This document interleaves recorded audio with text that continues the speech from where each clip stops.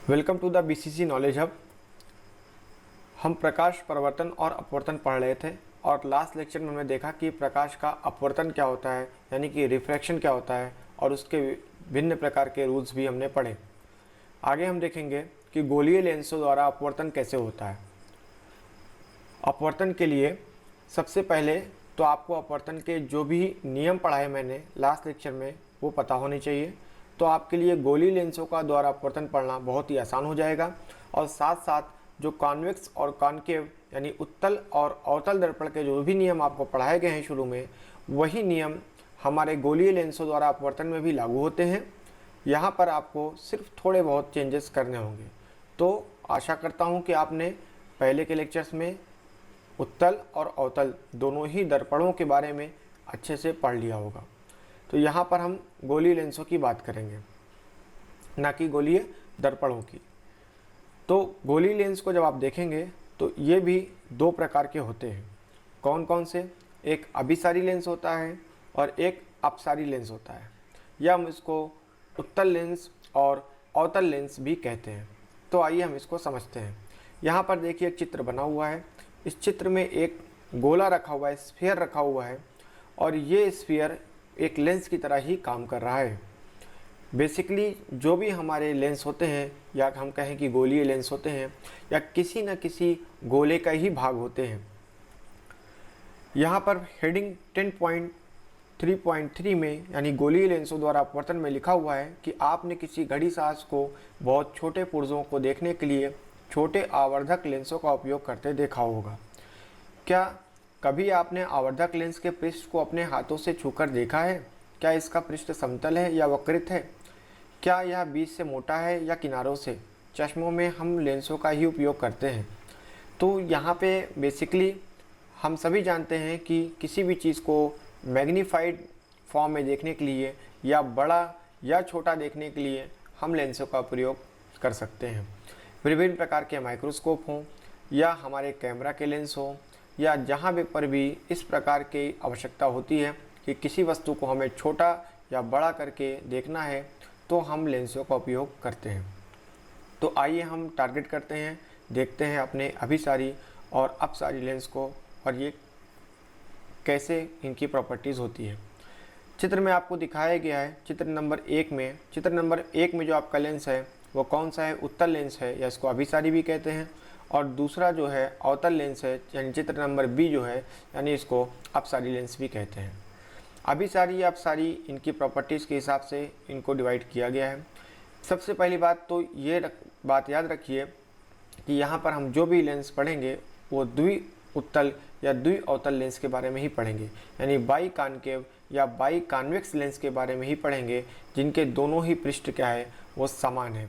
आपको दिख रहा होगा यहाँ पे जो हमारा चित्र नंबर 1 है, इसके दोनों ही पृष्ठ समान है, और चित्र नंबर 2 है, इसके दोनों ही पृष्ठ समान है। अगर चित्र नंबर 1 में ये पृष्ठ इधर से उभरा हुआ है तो इस प्रकार से इधर भी उभरा हुआ है।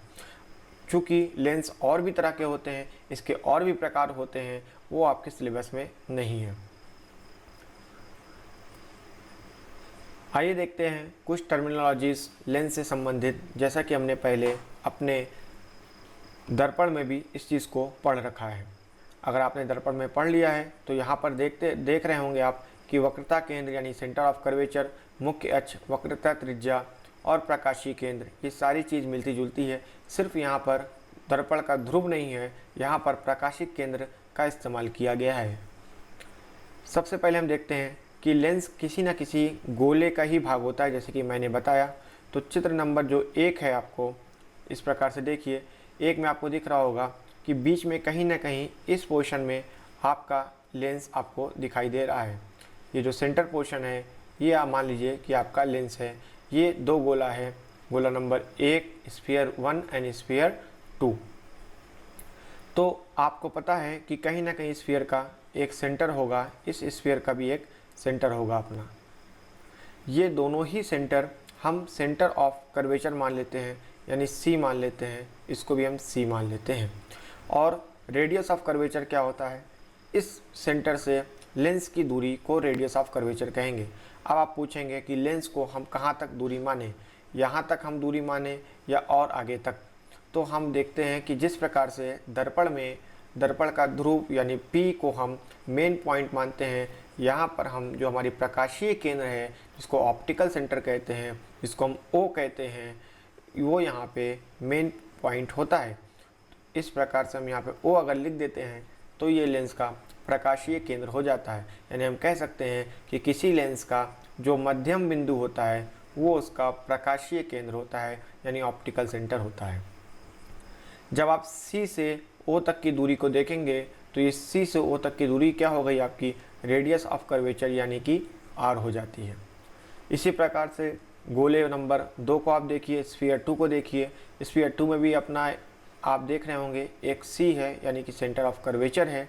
इस सेंटर ऑफ कर्वेचर से O की दूरी में जब आप देखेंगे तो R आपका रेडियस ऑफ कर्वेचर हो जाता है। यहाँ पर आप समझ गए, इस लेंस का आप 2 पॉइंट मान सकते हैं, M मान सकते हैं, और इस पॉइंट को आप N मान सकते हैं, या कोई भी नाम आप दे सकते हैं अपनी इच्छा अनुसार।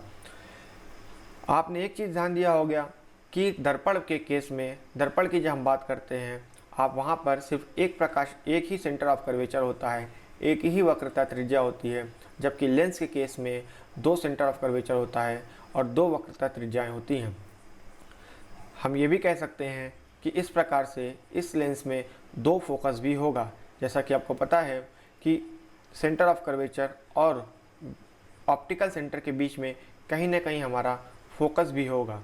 तो इसी प्रकार से जो मेन फोकस है यानी मुख्य फोकस है, कहीं ना कहीं इनके बीच में उपस्थित होगा, और मुख्य फोकस से जो दूरी होगी वो फोकस दूरी कहलाएगी। हम बात करें चित्र नंबर बी की, तो बी में देखिए यहाँ पर आपका एक और लेंस बना हुआ है, जिस यहाँ पर भी हम इसी प्रकार से एक सेंटर ऑफ कर्वेचर होगा, यहाँ पर भी एक सेंटर ऑफ कर्वेचर होगा। जो भी स्फीयर यानी गोले का सेंटर ऑफ कर्वेचर होगा वही हमारे लेंस का भी सेंटर ऑफ कर्वेचर होगा। ये हमारा लेंस है, ये आपको दिखाई दे रहा होगा। इस प्रकार से बीच में हमारा लेंस है, और इस लेंस का जो मध्यम बिंदु है उसको हम ऑप्टिकल सेंटर O लिखते हैं, और हमारे C से O की दूरी आपको मैंने अभी बताया कि ये C है, ये भी C है। इसकी दूरी क्या कहलाएगी, रेडियस ऑफ कर्वेचर यानी कि R कहलाएगी। कहीं ना कहीं हमारा इन दोनों के बीच में ही फोकस उपस्थित होगा। इस प्रकार से इस लेंस में भी 2 फोकस हो जाते हैं। तो हमने क्या सीखा कि लेंस की बात करें, चाहे हम दर्पण की बात करें, कहीं ना कहीं मुख्य अक्ष भी होता है, ये हमारा मुख्य अक्ष है, या हमारा सेंटर ऑफ कर्वेचर भी होता है, रेडियस ऑफ कर्वेचर भी होता है। बस यहाँ पर दर्पण का ध्रुव यानी P ना होकर प्रकाशीय केंद्र यानी ऑप्टिकल सेंटर होता है, और साथ साथ लेंस में 2 सेंटर ऑफ कर्वेचर, 2 मुख्य फोकस भी और 2 रेडियस ऑफ कर्वेचर उपस्थित होते हैं। आगे हम देखते हैं कि कोई भी लेंस उत्तल हो या अवतल, उसके हमेशा 2 गोलीय पृष्ठ होते हैं। यह आपको दिखाई दे रहा है, चित्र नंबर 1 में भी आपको दिखाई दे रहा होगा, यहाँ पे भी गोलीय पृष्ठ है। चित्र नंबर 2 में दिखाई दे रहा होगा यानी बी में, यहाँ पर भी क्या है, गोलीय पृष्ठ है।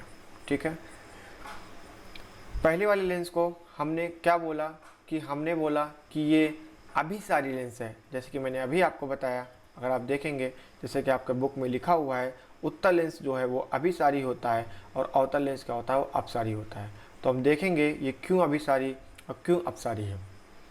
बहुत आसान है, इसको हम समझने की कोशिश करेंगे। जब भी हम मान लेते हैं, जैसा कि हमने दर्पण में भी पढ़ा है, कि अगर यहाँ से कोई प्रकाश आ रहा है सीधा हमारे मुख्य अक्ष के समांतर, तो यहाँ से लेंस के टकराने के बाद अपवर्तन के नियम के अनुसार यहाँ से अपवर्तित होकर ये कहीं से निकल जाएगा। इसी प्रकार से यहाँ से जो प्रकाश हो रहा है वो अपवर्तन के नियम के अनुसार यहाँ कहीं से विचलित होकर निकल जाएगा।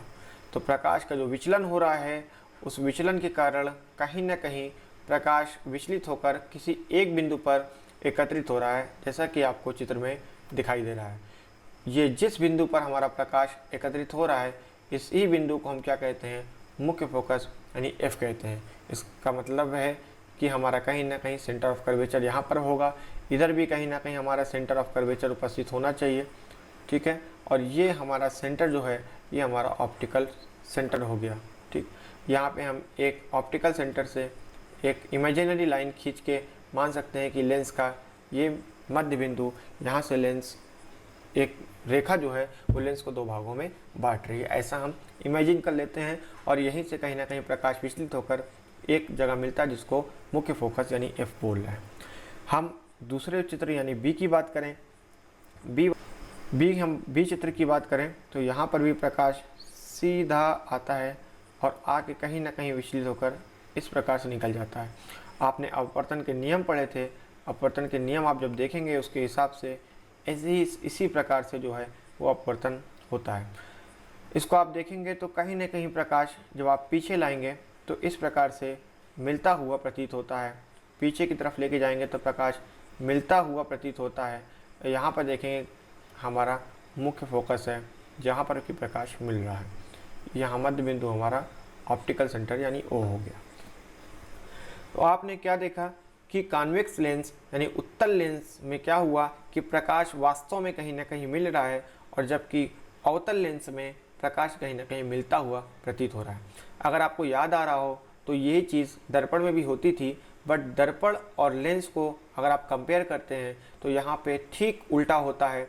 दर्पण के केस में यानी गोलीय दर्पण के केस में हमेशा अवतल लेंस पे प्रकाश जो है वो एक्चुअल में एक जगह मिलता है, फोकस पे कलेक्ट होता है, और उत्तल लेंस के केस में प्रकाश मिलता हुआ प्रतीत होता है।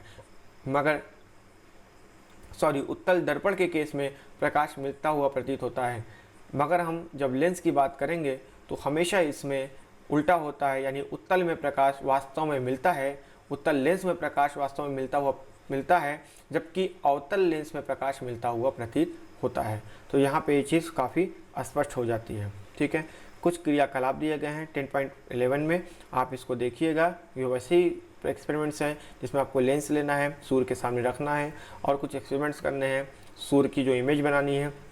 और आप देखते हैं कि जो भी ऑब्जेक्ट आप लेते हैं, अगर आपने सामने पेपर रखा हुआ है तो पेपर जो है वो हीट अप हो जाता है और वो जलने भी लगता है। ठीक है, तो ये सब सारे पॉइंट्स हैं, आप घर पे इसको कर सकते हैं, सावधानी पूर्वक करिएगा। एक और पॉइंट रह गया है, देखिए द्वारक यानी अपर्चर, आपके यहाँ लिखा हुआ है, देखिए द्वारक क्या होता है।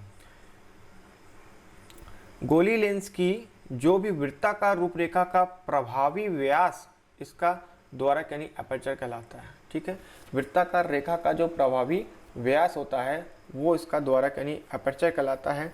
इस अध्याय में अपने विवेचन में हम केवल उन्हीं लेंसों का सीमित रहेंगे जिनका द्वारक इनकी वक्रता त्रिज्या से बहुत छोटा है।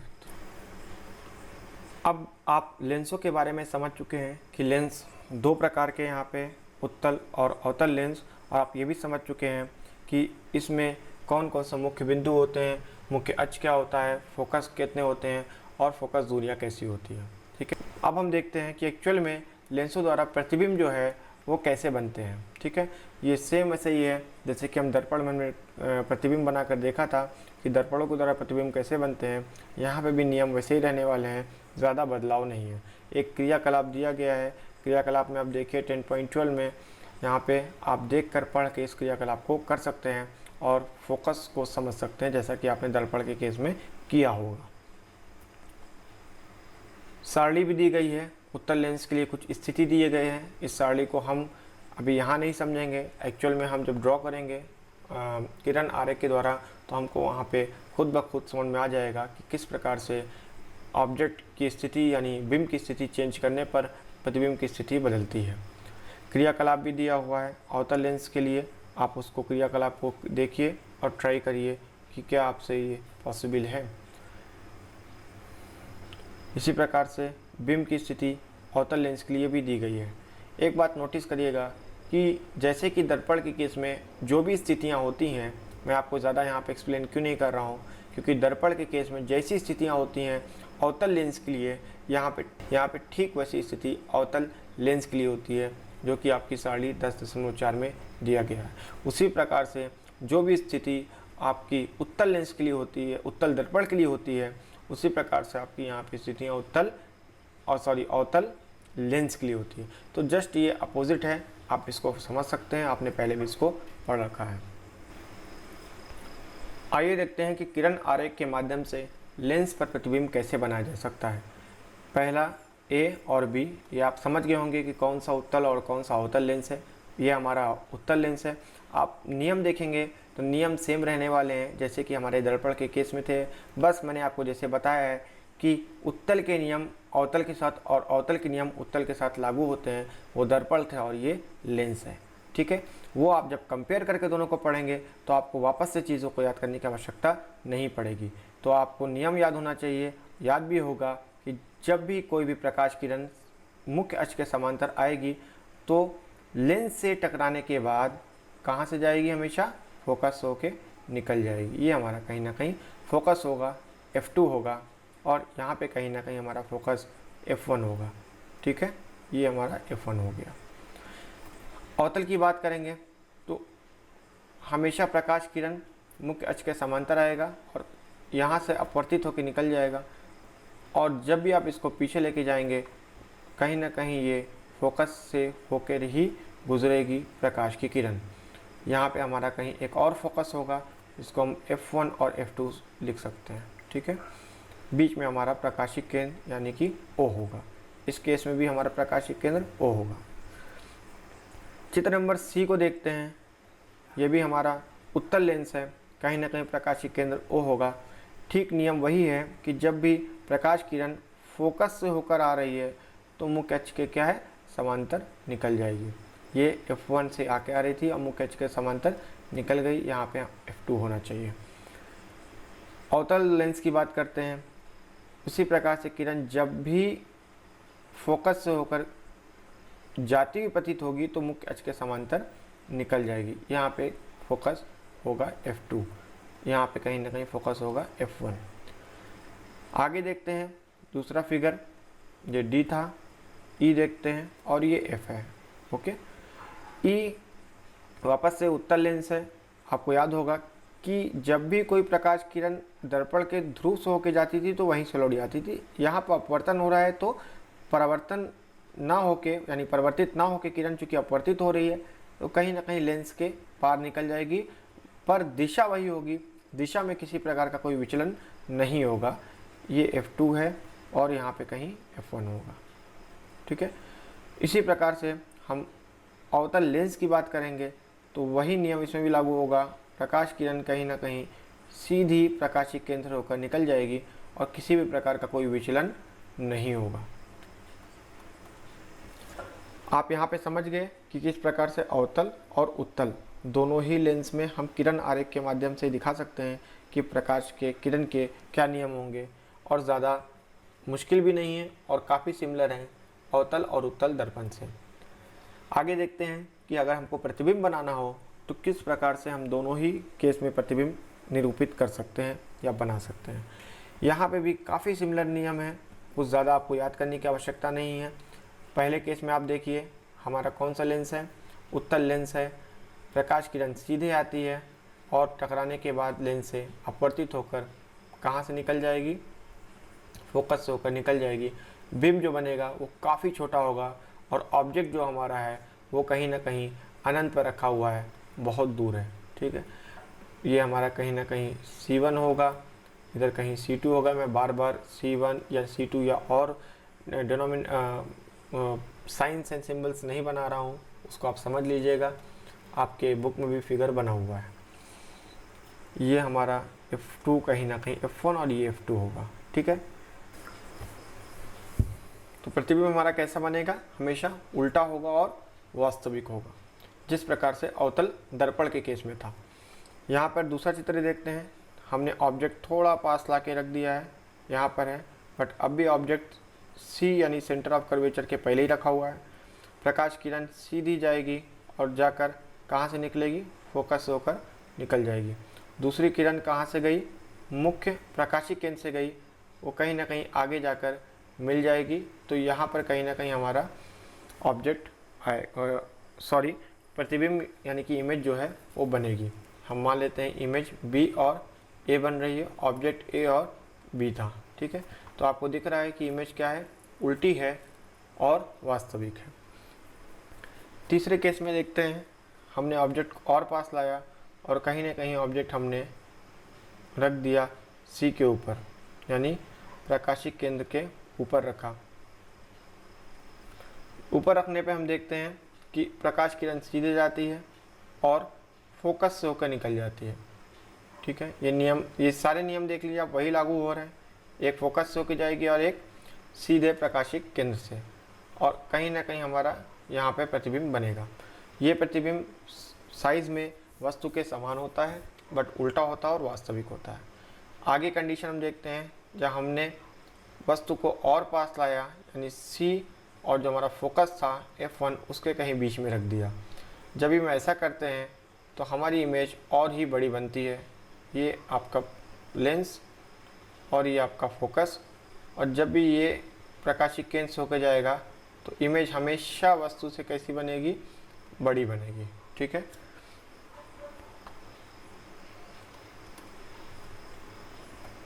नेक्स्ट देखते हैं, हमने वस्तु को और पास लाया, और पास ला के कहाँ पर रख दिया, जो F1 था, फोकस 1 था, उस पर ही हमने ऑब्जेक्ट को रख दिया। जब भी आप ऐसा करेंगे और वहाँ पे ऑब्जेक्ट को रखेंगे तो कभी भी ये किरणें आपस में मिलती नहीं हैं और अनंत की तरफ निकल जाती हैं इस प्रकार से। तो ये किरणें आपस में नहीं मिलेंगी और हमारा जो इमेज है, हमारी इमेज वो कहीं ना कहीं अनंत पे जाकर, ऐसा बोलते हैं कि इनफाइनाइट पे बनेगा, क्योंकि ये इमेज इनफाइनाइट पे जाके मिलती हैं, काफ़ी दूर जाके वो एक दूसरे से क्रॉस होती हैं। एक और कंडीशन है, लास्ट कंडीशन इस लेंस के केस में, जब हम लेंस को ऑब्जेक्ट को हमारा जो फोकस पॉइंट है उसके भी आगे कहीं ला के रख देंगे, यानी कि फोकस पॉइंट जो F1 है उसके और O के बीच में रख देंगे, उस केस में जो इमेज बनती है वो वर्चुअल हो जाती है। ये देखिए, प्रकाश यहाँ पे टकरा कर सीधा फोकस से निकलता है और एक प्रकाश जो है वो कहीं ना कहीं प्रकाशीय केंद्र से जाता है। तो इन दोनों ही किरणों को जब आप पीछे बढ़ाने की कोशिश करेंगे बट पीछे जाके वर्चुअली ये एक दूसरे से मिलती हैं, तो हमारा जो इमेज है वो भी कैसी बनती है, वर्चुअल बनती है, बट सीधी बनती है और काफ़ी बड़ी बनती है। हमारा प्रकाश अगर अनंत से आ रहा है, यानी कि वस्तु अगर अनंत पर रखी है तो इस प्रकार से निकल जाती है जैसे कि आपने अभी पढ़ा है। बट इसको हम कहीं ना कहीं अगर पीछे बढ़ाएंगे तो एक जगह फोकस पे मिलते हुए प्रतीत होते हैं, यानी F1 पे मिलते हुए प्रतीत होते हैं, और वहीं पे हमारी कहीं ना कहीं बहुत ही छोटी और डिमिनिश्ड इमेज बनती है। बट ये इमेज वर्चुअल होती है और इरेक्ट मतलब कि सीधी होती है। दूसरे केस में देखेंगे कि हमारा ऑब्जेक्ट, जब भी, इसमें दो ही केसेस होते हैं, जब भी ऑब्जेक्ट आपने करीब ला के रख दिया, ऑब्जेक्ट करीब ला के रखेंगे तो प्रकाश किरण सीधी जाएगी और सीधी जाके विचलित हो जाएगी, एक हमारी प्रकाशिक केंद्र से जाएगी। जब भी आप देखेंगे कि इन दोनों ही किरणों को आप जो सामने से मिलाएंगे तो मिलाने पे आप देखेंगे कहीं ना कहीं एक दूसरे को क्रॉस करती हैं और यहीं पे हमारी इमेज बनती है। ठीक है, तो आपने ये देखा अवतल लेंस के केस में ये इमेजेस दोनों ही कैसी बन रही हैं, वर्चुअल बन रही हैं। ठीक है, अभी गोलीय लेंसों के लिए चिन्ह प्रपाटी परिपाटी क्या है, तो लेंसों के लिए जो चिन्ह प्रपाटी है मैं आपको नहीं समझाऊंगा, क्योंकि जो चिन्ह प्रपाटी आपने दर्पण के लिए पढ़ी है वही सेम चिन्ह प्रपाटी UVF इसको कैसे लिखते हैं, हाइट को H बोलते हैं, या चिन्ह जो है लेफ़्ट साइड और राइट साइड कैसे चेंज होते हैं, या ऊपर या नीचे जाने कैसे चेंज होते हैं, प्लस या माइनस होते हैं, ये सारे नियम समान ही। लेंसों के लिए सूत्र आवर्धन भी आपको मैं ज़्यादा नहीं समझाऊंगा, क्योंकि इसमें भी सूत्र देखिए वही है, सिर्फ 1/V माइनस का साइन है, जबकि दर्पण के केस में प्लस का साइन हुआ करता था, = 1/F है। ठीक है, मैं फिर से बता दूं कि इसका जो सूत्र है ये किस प्रकार से बनाया गया है या इसको कैसे वेरीफाई किया गया है, ये आपके सिलेबस में नहीं है। आवर्धन यानी मैग्नीफिकेशन की क्षमता आप देखेंगे तो यहाँ पे इसका सूत्र क्या है, H'/H। ठीक है, ये आवर्धन का सूत्र है। बट अगर आप इसको रिलेट करेंगे V/U से, तो दर्पण के केस में यहाँ पे माइनस होता था, बट यहाँ पे माइनस नहीं होगा। ठीक है, उदाहरण दिया हुआ है, देखिए 10.3 किसी अवतल लेंस की फोकस दूरी 15 सेंटीमीटर है। बिंब को लेंस से कितनी दूरी पर रखें कि इसके द्वारा बिंब का लेंस से 10 सेंटीमीटर दूरी पर प्रतिबिंब बने, लेंस द्वारा उत्पन्न आवर्धन भी ज्ञात कीजिए। तो यहाँ पे देखिए बहुत सिंपल है, ये आपको क्या कह दिया गया है, अवतल लेंस के बारे में कुछ दिया गया है कि प्रतिबिंब की दूरी कितनी है, आपको V दिया गया है -10 सेंटीमीटर, और आपको क्या दिया हुआ है, फोकल लेंथ दी हुई है -15 सेंटीमीटर, और आपसे U पूछा गया है। ठीक है। तो ये पहले की तरह क्वेश्चन हैं, बहुत इजी हैं, आपको फार्मूला पता है 1/v minus 1/u is equal to 1/f। मतलब आपको क्या दिया गया है, f दे दिया गया, v दे दिया गया, u पूछा गया है, तो आप क्या u नहीं बता लेंगे। हल में आपके दिया हुआ है किस प्रकार से इसको हल करना है। साथ साथ बाद में आपको m पूछा गया, यानी आवर्धन पूछा गया है। आवर्धन के बाद भी आपके पास सारे मान हैं, यहाँ पे आप v ऑलरेडी आपको दिया है, u आप निकाल लेंगे। तो आवर्धन के हिसाब से m is equal to v/u, ये फार्मूले में रख के आप उसको भी निकाल सकते हैं। बाकी चिन्ह प्रपाटियाँ जैसे कि दर्पण में थी सेम है, उसमें कोई किसी तरह का बदलाव नहीं है। उदाहरण नंबर 2 है, कोई 2.0 सेंटीमीटर लंबा बिंब 10 सेंटीमीटर फोकस दूरी के किसी उत्तल लेंस के मुख्य अक्ष के लंबवत रखा है। बिंब की लेंस से दूरी 15 सेंटीमीटर है। प्रतिबिंब की प्रकृति बताना है आपको, स्थिति तथा साइज ज्ञात करना है, इसका आवर्धन भी आपको बताना है। तो ये भी काफ़ी सिंपल है। आपको बिंब की ऊंचाई जो है हाइट दे दिया गया है +2.0 सेंटीमीटर, आपको f दे दिया गया है +10 सेंटीमीटर। मैंने पहले ही बताया था कि प्लस या माइनस के निशान को बहुत ही ध्यान देंगे, उस पर जो है आप गलती करेंगे तो आपका पूरा सवाल गलत हो सकता है। u जो है -15 सेंटीमीटर दिया है, v आपको पूछा गया है, ठीक है। तो यहाँ से आप आसानी से सबसे पहले तो मैं बता दूँ आपको, और आपको क्या पूछा गया है, h डैश भी क्वेश्चन किया गया है। मैं आपको बता देता हूँ कि हर जगह ये जो फार्मूला आपका 1/v minus 1/u is equal to 1/f, ये फार्मूला बहुत ही इंपॉर्टेंट है, ये हमेशा याद रखेंगे और हमेशा ये काम में आपके आने वाला है। आप देख सकते हैं यहाँ पे आपको f दिया गया है, u दिया गया है, तो ठीक उल्टा है, यहाँ पे v आपको ज्ञात नहीं है, तो v आप इस फार्मूले की सहायता से निकाल सकते हैं। जब ये आप v निकाल लेंगे, ठीक है, इस फार्मूले की सहायता से, जैसे ही आपका v आ गया, v आने के बाद आप आगे इसका प्रयोग करके आवर्धन भी यानी m is equal to v/u निकाल सकते हैं। और इस पर्टिकुलर सेक्शन में आपको ये पूरा सॉल्व करके भी दिया गया है, तो आप उसमें उसकी हेल्प से देख सकते हैं। इन क्वेश्चंस को हम अपने अभ्यास के पोर्शन में, यानी इस लेसन के जो लास्ट सबसे पार्ट होगा हमारा लेक्चर का, उसमें हम अभ्यास में जितने भी क्वेश्चंस दिए गए हैं उसको सॉल्व करेंगे बैठ के। यहाँ पे चूँकि हल ऑलरेडी दिया हुआ है तो मैं आपको ज़्यादा यहाँ पे एक्सप्लेन नहीं कर रहा हूँ, आप हल को देख के समझ सकते हैं। और ये दर्पण के जैसे सवाल थे उसी प्रकार से ही सॉल्व होते हैं। एक पॉइंट यहाँ पे और है, लेंस की क्षमता क्या होती है, ये देखिए दिया हुआ है। ये एक नया जो है पॉइंट है, लेंस की क्षमता को हमेशा डायोप्टर लिखते हैं, डायोप्टर बोलते हैं। ये क्या होता है, आप जानते हैं कि किसी लेंस की प्रकाश किरणों को अभिसारित अथवा अपसरित करने की क्षमता उसकी फोकस दूरी पर निर्भर करती है, ठीक है। उदाहरण के लिए हम फोकस दूरी का एक उत्तल लेंस प्रकाश किरणों को बड़े कोण से मोड़कर उन्हें प्रकाशीय केंद्र के निकट फोकसित कर देता है। इसी प्रकार कम फोकस दूरी का अवतल लेंस अधिक फोकस दूरी के लेंस की अपेक्षा प्रकाशीय किरणों को अधिक अपसरित कर देता है। तो किसी भी लेंस द्वारा प्रकाश किरणों को अभिसरण या अपसरण करने की मात्रा को क्या बोलते हैं, उसकी पावर बोलते हैं, यानी क्षमता बोलते हैं, या हम उसको डायोप्टर से लिखते हैं, जिसको हम क्या बोलते हैं, P is equal to 1/f, ठीक है। तो ये सूत्र आप याद रखिएगा। इसका मतलब है कि जो f आप चेंज करेंगे तो उसकी प्रकाश की क्षमता जो है वो चेंज हो जाएगी, ठीक। एक डायोप्टर उस लेंस की क्षमता है जिसकी फोकस दूरी 1 मीटर हो, ठीक है। तो उत्तल लेंस की क्षमता धनात्मक तथा अवतल लेंस की क्षमता क्या होती है, हमेशा ऋणात्मक होती है। यह बात हमेशा याद रखेंगे, ठीक है। आप जब भी आपने चिन्ह प्रपाटी के नियम देखे होंगे तो आप उसे समझ जाएंगे कि किस प्रकार से धनात्मक या ऋणात्मक हो सकती है, ठीक है।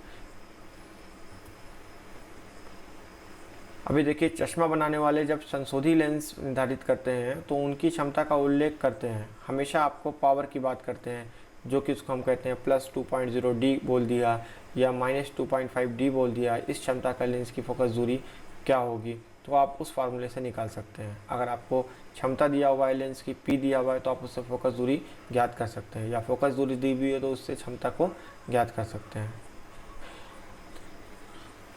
यह भी जानिए, देखिए पोर्शन है, इसमें हम प्रकाशिक यंत्र में जो लेंस होते हैं, कई प्रकार के लेंस यूज़ कर सकते हैं, उसमें मल्टीपल लेंस यूज़ होते हैं। और हमेशा जो डायोप्टर होता है या प्रकाश की पावर लेंस की क्षमता होती है, हमेशा वो हम उसको इस प्रकार से, मान लीजिए P हमको टोटल P निकालना है तो P1 P2 या जितने भी लेंस हैं साथ में सबको कंबाइन करके उनका क्यूमुलेटिव फॉर्म लिख सकते हैं।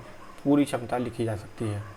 नेक्स्ट चैप्टर और लास्ट पोर्शन में हम देखेंगे कि इसकी एक्सरसाइज करेंगे और देखेंगे कि हमने जो फार्मूला देखा या जो भी हमने नियम पढ़े, जो भी हमने थियरीज पढ़ी, उसके माध्यम से हम प्रश्न को किस प्रकार सॉल्व कर सकते हैं और समझ सकते हैं। ठीक है, तब तक पढ़ते रहिए। नेक्स्ट लेक्चर में हम मिलेंगे और हम क्वेश्चंस को सॉल्व करेंगे।